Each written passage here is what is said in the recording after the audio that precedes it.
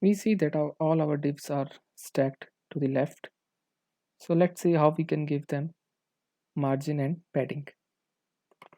So over here, first of all, I will change the background color to be more visible, and we can give the margin using class M.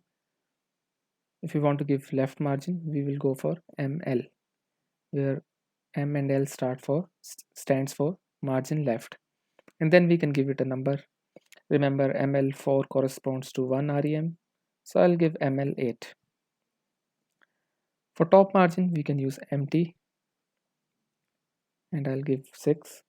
Right margin does not make any sense over here, but we can of course give bottom margin using MB. So let us give that as 6 as well. And now if we check, we see that our div now has left margin, top margin, as well as bottom margin. Same way that we have given margin, we can also give padding. So for that, instead of M, we need to use P class.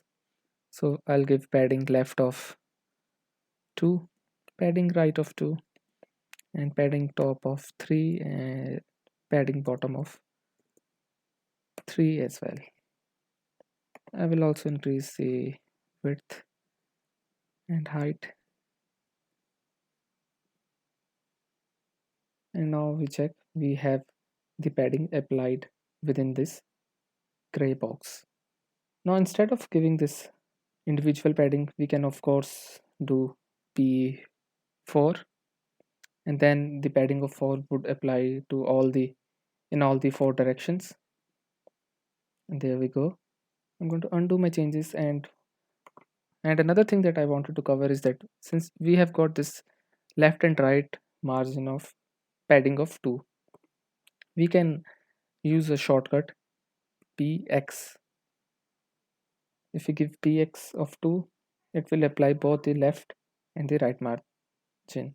And same way for top and bottom margin, we can combine it to py3.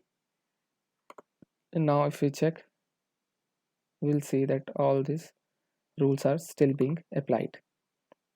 Same way for, like we have for px, py, we also have these rules for margin mx and my. You can try them yourself if you want.